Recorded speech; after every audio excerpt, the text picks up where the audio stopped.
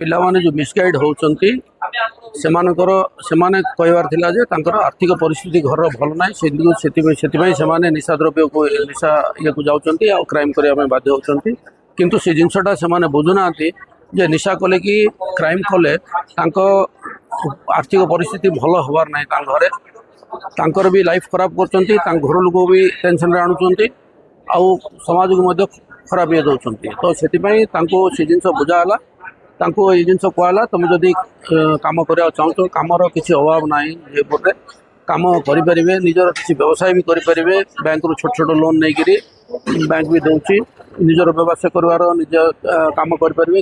ଲୋକମାନେ ଏଇଠି ଆମର ବ୍ୟବସାୟୀ କହୁଛନ୍ତି ଏମ୍ପ୍ଲୟି ମିଳୁନାହାନ୍ତି, ଏମ୍ପ୍ଲୟି ମାନେ କହୁଛନ୍ତି ଆମକୁ କାମ ମିଳୁନାହିଁ। ତ କାମ ମିଳିପାରିବ ସେମାନେ ଯଦି ସେଥିପାଇଁ ବୋଲିକି ଆମର chamber of commerce vice president ଆମ ସହିତ ବସିଥିଲେ, ତାଙ୍କୁ ରିକ୍ୱେଷ୍ଟ କରାଗଲା ଆଉ ଚେମ୍ବର ଅଫ୍ କମର୍ସ ମଧ୍ୟ ଆମେ ଜଣାଇବୁ ଯେ ଚେମ୍ବର ଅଫ୍ କମର୍ସ ଥ୍ରୁରେ ସେମାନେ ତାଙ୍କର ସିଭି ବନେଇକି ସବମିଟ୍ କରନ୍ତୁ। ସେଇଠି ଆମର ଯେ ବେପାରୀମାନଙ୍କୁ ଯାହାକୁ ଏମ୍ପ୍ଲୟି ଦରକାର ଆମେ ରିକ୍ୱାରମେଣ୍ଟ ଚେମ୍ବର ଅଫ୍ କମର୍ସ ଦେବୁ। ସେ କ୍ୟାଟେଗୋରୀରେ ଯିଏ ରହିବେ ସେମାନଙ୍କୁ ଡାକିକିରି ସେମାନଙ୍କର ଇଣ୍ଟରଭ୍ୟୁ ନେଇକିରି ଆମେ ତାଙ୍କ କାମରେ ଏଙ୍ଗେଜ୍ କରିପାରିବୁ। ଦେଖନ୍ତୁ ଖାଲି କଥା କହିଦେଲେ ହେବ ନାହିଁ, ଯେ ମୋର ଯେତିକି କ୍ୟାପାସିଟି ଅଛି ମୁଁ କହିନ ଯେ ମୁଁ 50-100 ଜଣଙ୍କୁ ଏମ୍ପ୍ଲୟି ଦେଇପାରିବି।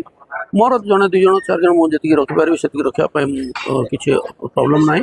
ତ ସିଏ କହିଲେ ଯେ ମୁଁ କାମ କରିବାକୁ ଚାହୁଁଛି କିନ୍ତୁ ମୋତେ କାମ ମିଳୁନି, ତ ମୁଁ ତାଙ୍କୁ କହିଲି ତୁମେ କାଲିଠୁ ଆସିକି ମୋ ପାଖରେ ଜଏନ୍ କରିପାରିବ।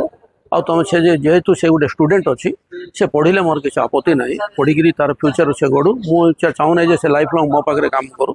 ମୋ ଆମ ପାଖରେ ବହୁତ ଗୁଡ଼ିଏ ପିଲା କାମ କରିକି ମଧ୍ୟ ଆଜିକା ଡେଟ୍ରେ ଭଲ ଭଲ ପୋଜିସନ୍ରେ ଅଛନ୍ତି। ସେମାନଙ୍କର ତାଙ୍କର ଫ୍ୟୁଚର ଦେଖିଲେ ଭଲରେ ଅଛନ୍ତି, ଆମକୁ ଖୁସି ଲାଗୁଛି ସେମାନଙ୍କୁ ଦେଖିଲେ। ତ ମୁଁ ଇଏ ବି ଆଙ୍କର ବି ଭବିଷ୍ୟତ ମଙ୍ଗଳମୟ ହେଉ ବୋଲି ମୁଁ ଚାହିଁବି। ସେ ବର୍ତ୍ତମାନ ପାଇଁ ତାଙ୍କୁ ଯଦି କାମ ଦରକାର ସେ ଆସିକି ମୋ ପାଖରେ କରନ୍ତୁ, ତା ସହିତ ସେ ପାଠ ବି ପଢ଼ନ୍ତୁ, ପାଠ ପଢ଼ିକି ଆଗକୁ ପଢ଼ନ୍ତୁ।